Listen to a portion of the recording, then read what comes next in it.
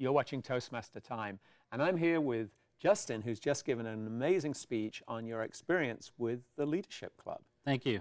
Now, what I'm interested in knowing is this club just for advanced members? Or you mentioned at one point that anybody can join, but surely you're looking for people with some experience of leadership, aren't you?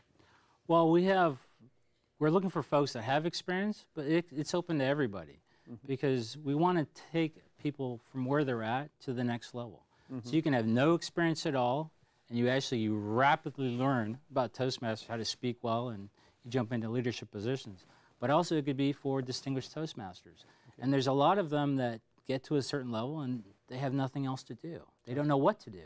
So guess what? You can reach at a higher level using this club. Now, it sounded from your talk that you were thrown in at the deep end when you first stepped up to the, you were given this education role. Is that typical of leadership, or is there more of a gradual introduction that's available? Usually it's a more gradual introduction. I started out as a club leader, moved to area governor, division governor, and then, yeah, you get more responsibilities over time. And if you want to help out at conferences, you can be a member at first, and then you can be a committee chair, and then eventually you may become a conference chair. Okay. So, yeah, there are steps there that you can take. Right. And what you're describing, though, is true of all Toastmasters clubs, right? From every club, it's not just for speakers, like Trich was describing the communication track, but built into every club, people from filling the role of Toastmaster somebody needs to fill that. It's not assigned to the same person every week, is it? Yeah, so you've got leadership positions just within the meetings. You've got general evaluator, you have Toastmaster, and then you have the club officer positions. You can be president or vice president of education. There's so many leadership positions. You can do it on a weekly basis, or you can take on the club officer position for the next 6 months or 12 months. But tell me more, though, about, as many members know, but some people might be watching who aren't familiar with the structure of Toastmasters. We're in the San Francisco Bay Area, and we hear this phrase, District 57. I mean, is that many dozens of clubs that have come together? Yeah, so there's approximately 150 clubs in a district. The district is broken up into different divisions. We've got Division A through Division G, and each of those divisions are in certain areas. Like in Fremont, there may be a Fremont in part of Milpitas. There may be one in Danville and Alamo. There's another one in Vallejo. So they're in different sections of District 57. And the head of those are division governors. Okay. And then within each division, they're broken up into areas.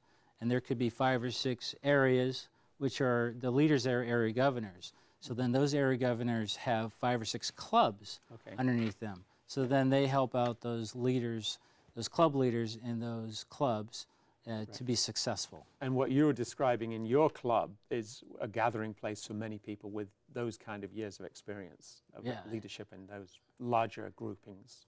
Yeah, and it's phenomenal to have all that experience there, because I mean, everything that we do in Toastmasters, if you want to know anything about it, you've got someone that's experienced it firsthand. Right. Now, I understand your plans include stepping up to a leadership role. Can you tell me something about that?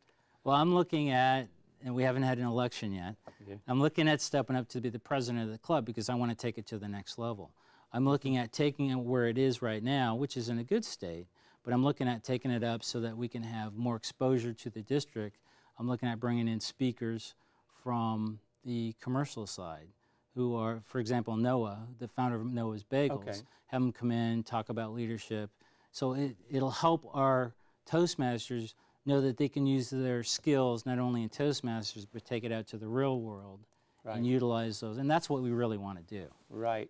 And now, tell me then on a personal level, what impact has this, not just this experience of leadership, but you must have had other experiences in your life, right? I mean, when were you first exposed to leadership? Was it in the Boy Scouts? Were you a leader there, or later on in life? You know, I never really took on a leadership position until I went into Toastmasters.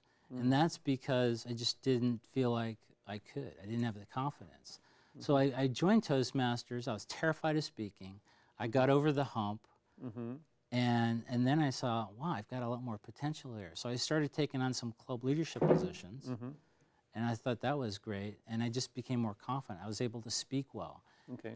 And what can you relate that to your day job or other aspects of your life? Definitely. Has it had payoff?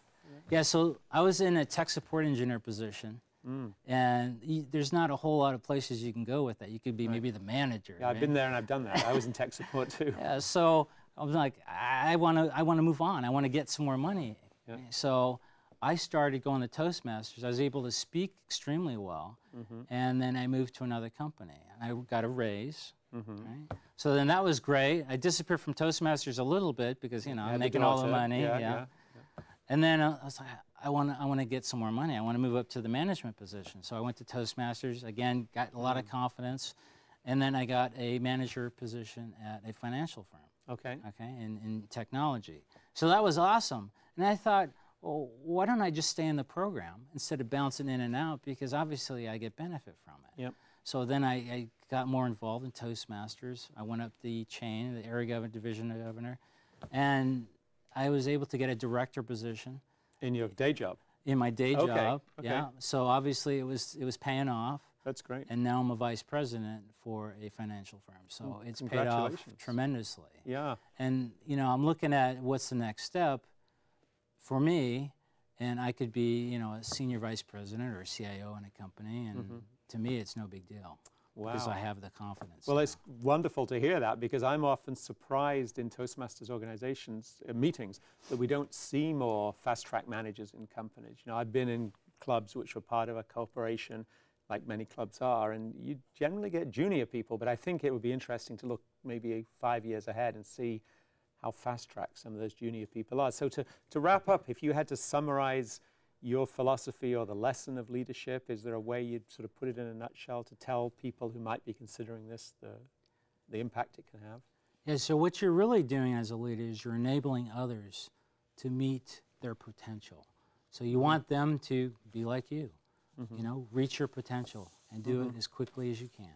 That's great. Well, thank you very much for coming along, giving the talk, and also about the Leadership Club, and also giving us a little more insight in this conversation. And good luck with your presidency. I hope you get elected. And I look forward to it, yeah. Okay, Thank great. you very much, Ian. You're welcome.